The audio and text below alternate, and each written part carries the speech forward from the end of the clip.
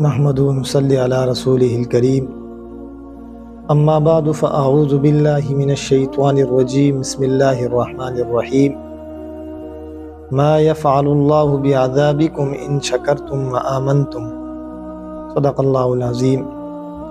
سامعین، ناظرین،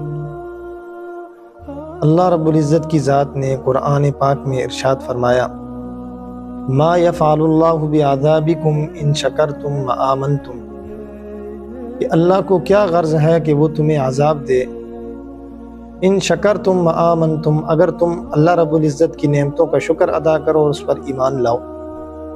اور ایک دوسری جگہ ارشاد فرمایا، لئن شکرتم لازیدنکم، اگر تم اللہ کی نعمتوں کا شکر ادا کرو گے تو نعمتوں کے شکر کی وجہ سے اللہ رب العزت کی ذات لازیدنکم، نعمتوں میں مزید اضافہ فرمائیں گے۔ انسان دیکھے کہ اس پر اللہ رب العزت کی ذات نے کتنی زیادہ نعمتیں جو ہے وہ کی ہیں، اللہ رب العزت کی ذات نے اس کو نعمتوں سے بھر دیا ہے، اور ہمیں پھر چاہیے کہ ہم ان نعمتوں کا شکر ادا کریں۔ اگر ہم شکر ادا کریں گے کہ نعمتوں میں اللہ رب العزت کی ذات اضافہ فرمائیں گے، پھر اللہ نے فرمایا اگر تم نعمتوں کی ناشکری اور ناقدری کرو گے، پھر اللہ رب العزت کی ذات اس ناشکری اور ناقدری کی وجہ سے نعمتیں سلب فرما لیں گے، نعمتیں چھین لیں گے۔ اور نعمت پر شکر ادا کرنا کہ اللہ رب العزت کے احسان سمجھ کر کہ اللہ رب العزت کی ذات نے مجھے یہ نعمت دی ہے۔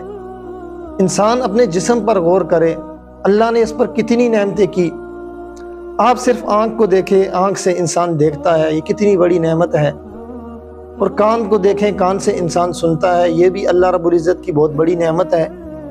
زبان سے انسان بولتا ہے، زبان سے انسان چکھتا ہے، یہ بھی اللہ کی بہت بڑی نعمت ہے۔ اب یہ بہت بڑی بڑی نعمتیں ہیں اللہ کی، ان پر جتنا شکر ادا کیا جائے وہ کم ہے۔ تو اللہ نے جب قرآن شروع کیا، اپنی پاک کلام جب شروع کیا، تو اس میں بھی اللہ نے سب سے پہلے جو لفظ لایا الحمدللہ رب العالمین، اس میں بھی الحمدللہ لایا۔ اب قرآن کی ابتدا جب ہو رہی ہے اس پہ بھی الحمدللہ، تو اس سے ہمیں یہ پتہ چلتا ہے کہ اللہ رب العزت کی جو نعمتیں ہیں ان پر شکر ادا کرنا یہ کتنی بڑی جو ہے وہ ایک بہت بڑی چیز ہے، اور کتنی بڑی عظمت والی ایک چیز ہے۔ اور اسی طرح انسان جب جنت میں جائے گا، جنتی جنت میں جائیں گے، تو جنت میں جانے کے بعد وہاں کوئی بھی عبادت نہیں ہوگی، وہاں روزہ نہیں ہوگا، وہاں حج نہیں ہوگا، وہاں زکوٰۃ نہیں ہوگی، وہاں صدقہ نہیں ہوگا، کوئی عبادت نہیں ہوگی۔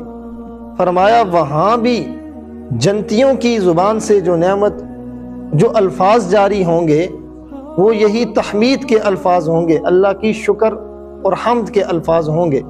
ہر وقت بے اختیار ان کی زبان سے یہی الفاظ جو ہیں وہ جاری رہیں گے۔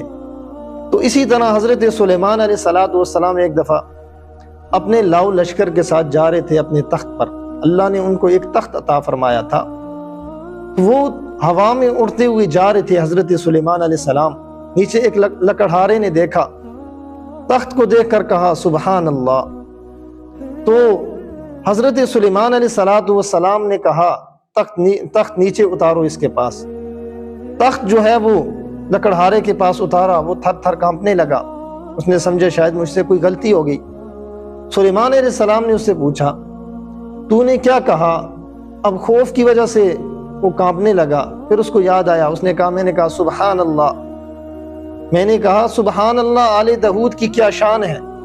تو حضرت سلیمان علیہ السلام نے فرمایا تو نے جو سبحان اللہ کہا، یہ سبحان اللہ کہنا ایسے ہزار لشکروں پر باری ہے اور بہتر ہے۔ ایسے ہزار اگر لشکر ہوں، ایسے ہزار لشکروں پر تیرا سبحان اللہ کہنا، اللہ کی حمد بیان کرنا، اللہ کی تعریف بیان کرنا، یہ باری ہے۔ تو اس وجہ سے ہمیں چاہیے، ہمیں اللہ نے جتنی بھی نعمتیں دی ہیں، ہم جو ہیں ان نعمتوں پر اللہ کی تحمید بیان کریں، اللہ کا شکر کریں، اللہ کی حمد کریں، اللہ کی ثنا کریں، اللہ کی بڑائی کو بیان کریں۔ جتنا ہم نعمتوں میں شکر ادا کریں گے اللہ رب العزت کی ذات ہماری نعمتوں میں اضافہ فرمائیں گے. اور سب سے بڑا ہمیں اللہ رب العزت کی ذات یہ انعام دیں گے کہ ما یفعل اللہ بعذابکم ان شکرتم وآمنتم. اللہ عذاب نہیں دیں گے. اللہ نے فرمایا کہ مجھے کیا غرض ہے کہ میں تمہیں عذاب دوں اگر تم شکر ادا کرو. شکر ادا کرنے کی وجہ سے اللہ رب العزت کی ذات جو ہے وہ عذاب سے بھی محفوظ فرماتے ہیں. تو ہمیں چاہیے زیادہ سے زیادہ اللہ رب العزت کی نعمتوں کا شکر ادا کریں. وآخر دعوانا ان الحمد للہ رب العالمین.